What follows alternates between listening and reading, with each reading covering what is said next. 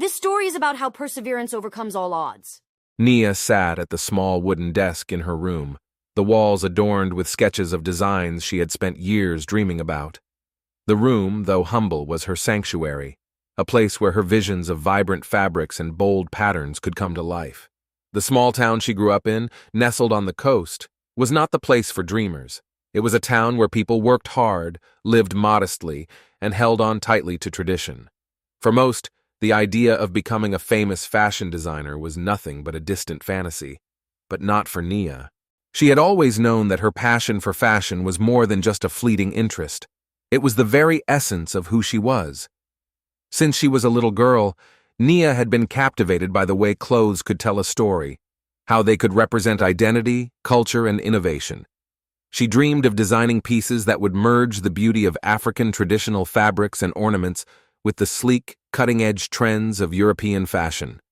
She imagined showcasing her work on runways in cities like Paris and New York, but she couldn't do it alone. Her family, modest as they were, always encouraged her dreams. Her mother, a seamstress, often worked late into the night sewing clothes for the local community, and her father, a quiet man, worked at the docks. They both knew that Nia's dreams were bigger than the town could offer, but they did their best to support her. One evening, as Nia was sketching in her room, her brother popped his head through the door. "You're really going to do it, huh?" he asked, a slight smile on his face. "You're really going to apply for that competition in the capital?" Nia nodded, her eyes focused on the intricate lines of her latest design. "Yes, it's my chance to show the world what I can do, to show them that fashion isn't just for the rich or the privileged. It's for everyone, no matter where they come from." Her brother's expression softened, and he crossed the room to sit on the edge of her bed. "I know you want this, Nia, but what about the people here? They don't understand your dream.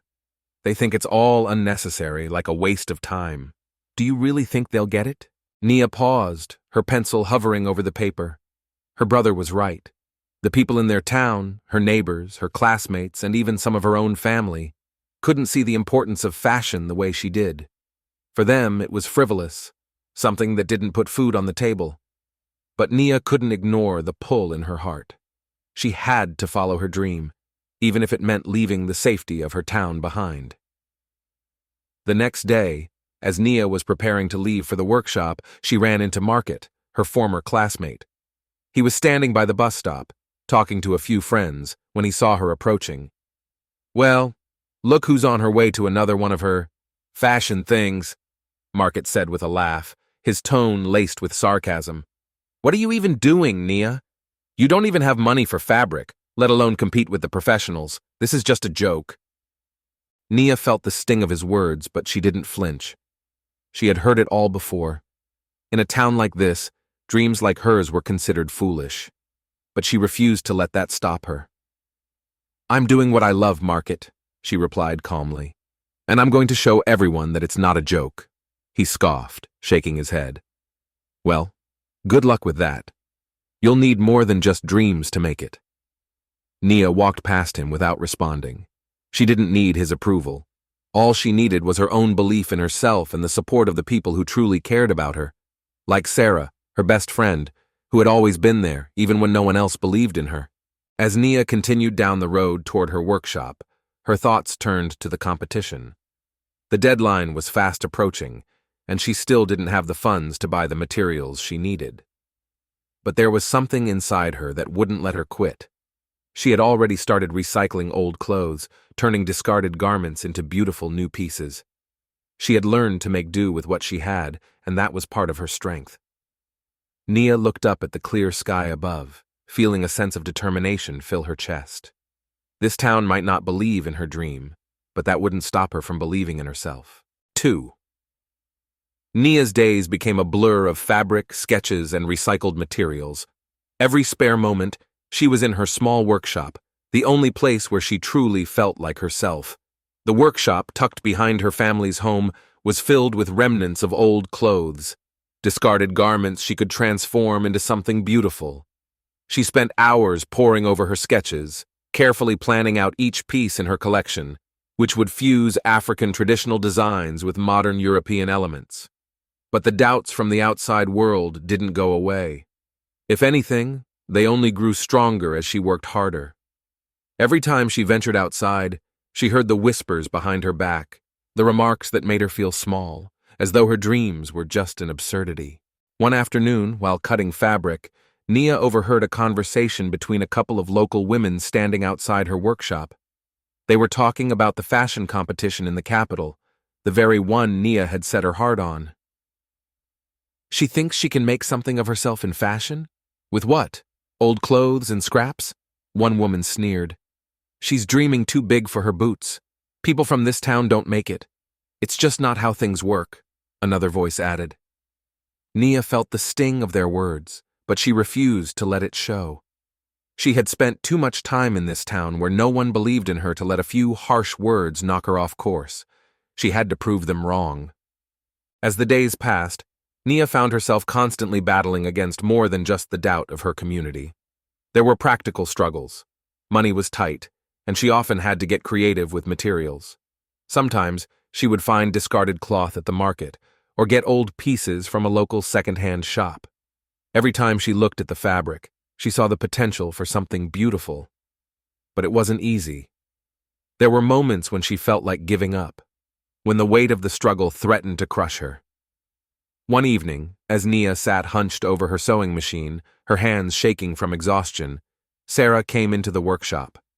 Her presence was always a comfort, a reminder that not everyone in Nia's life doubted her. "Nia," Sarah said gently, sitting down beside her, "you've been working nonstop for days. You need a break." "I can't," Nia replied, her voice tinged with frustration. "I'm running out of time, and I don't have enough money for the final materials. What if I can't finish this collection? What if it's just too much?" Sarah reached over and placed a hand on Nia's shoulder. "I know it's hard. I know it feels impossible. But I've seen what you can do. You've been working on this for so long. You're more than capable. I believe in you, Nia, and you're not alone in this." Tears welled up in Nia's eyes, but she wiped them away quickly. She couldn't afford to be weak. Not now. "I've got this," she whispered to herself more than anyone else. "I just need to keep going." The next morning, Nia woke up with a renewed sense of purpose. She would finish the collection, no matter what it took. She scrounged for any leftover fabric, began piecing together her designs, and worked late into the night. The collection began to take shape, each piece more vibrant than the last, filled with the stories of her culture and the future she envisioned.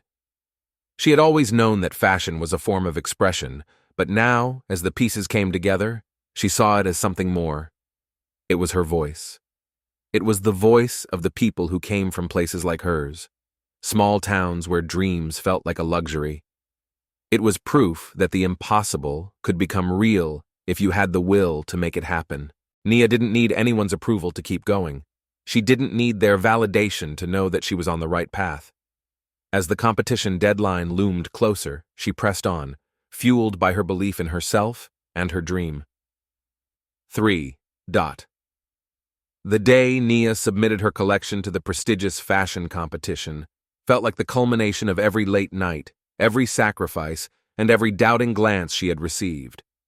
As she handed in her final designs to the competition organizers in the capital, she couldn't help but feel a wave of mixed emotions: excitement, anxiety, and a sense of anticipation.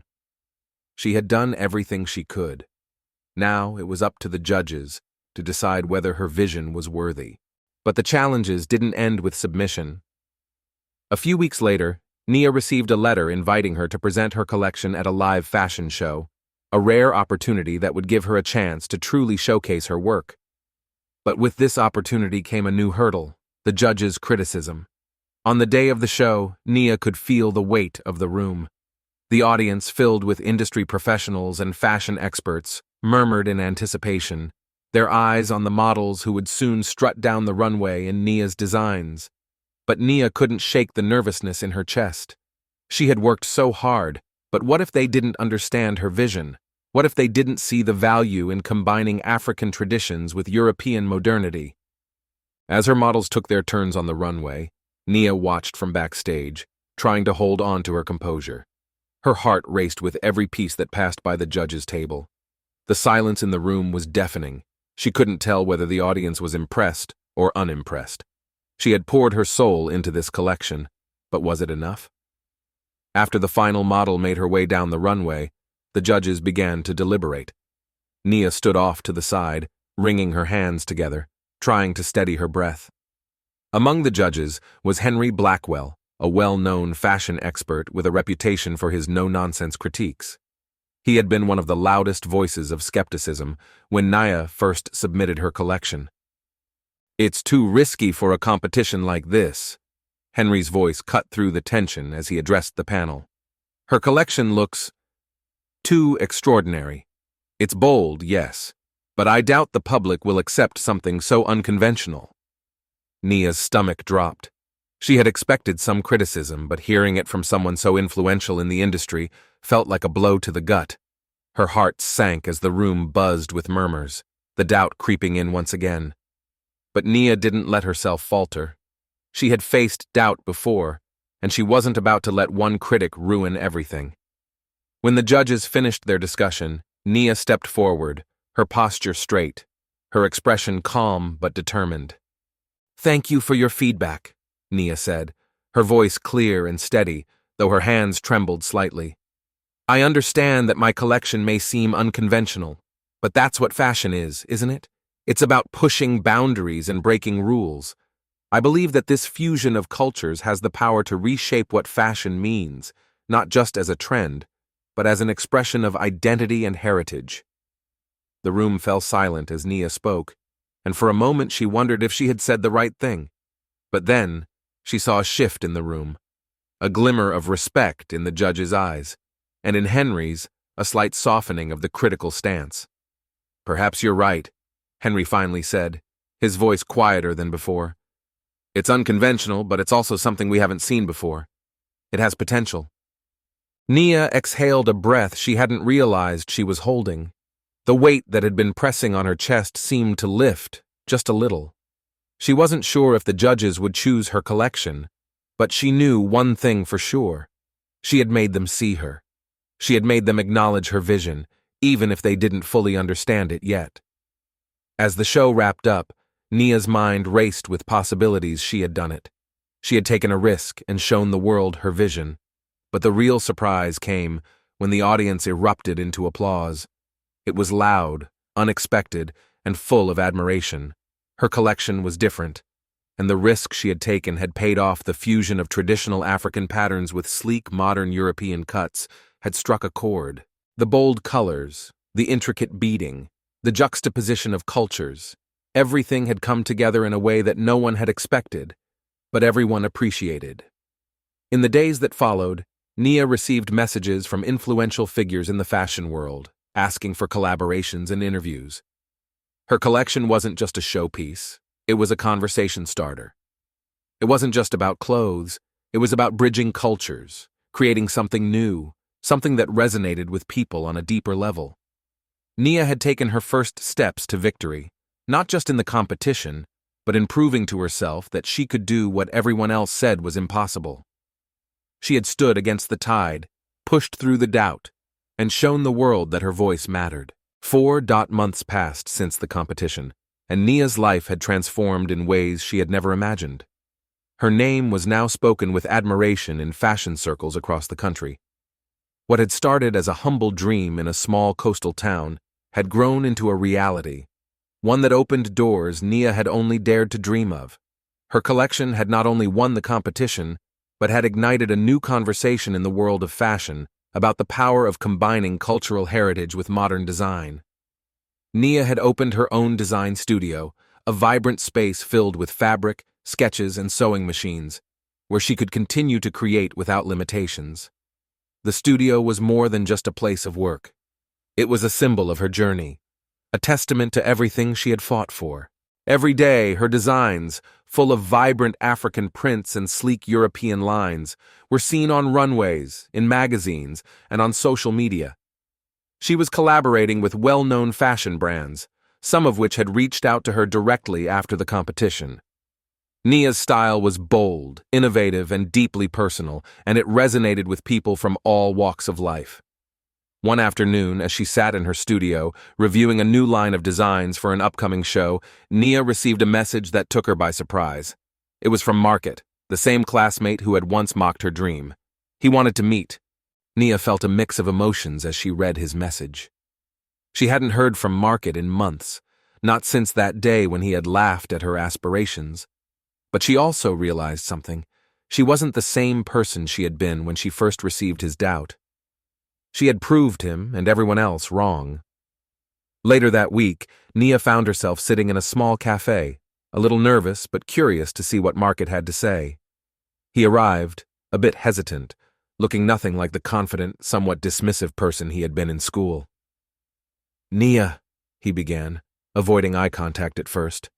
I just wanted to say, I'm sorry, I didn't believe in you and I didn't think your dream was possible.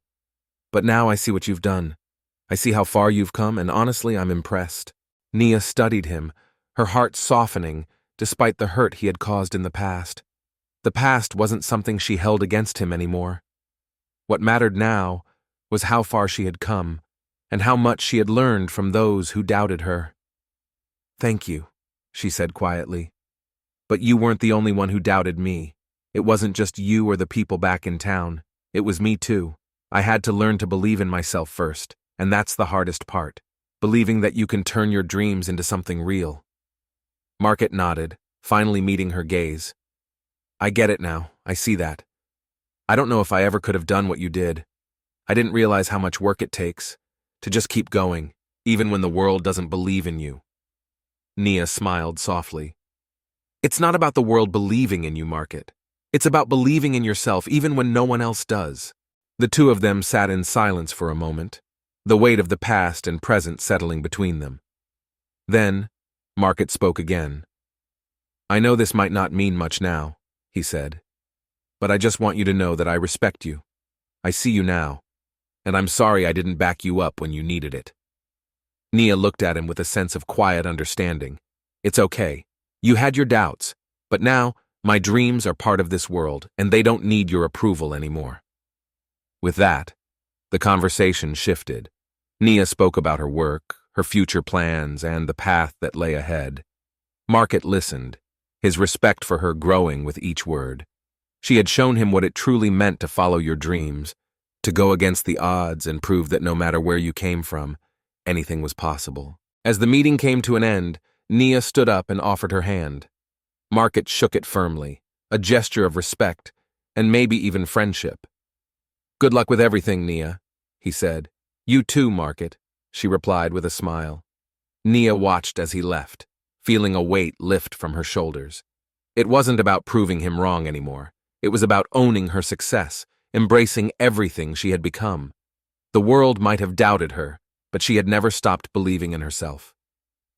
Back in her studio, Nia stood before a new collection, feeling the excitement of what lay ahead. Her journey had come full circle, from the small town that doubted her to the city that now recognized her as one of its brightest talents. The dreams she had once whispered to herself were now on display for the world to see, and she knew that her journey was only just beginning. For Nia, the first step had always been to believe in herself. The rest would follow.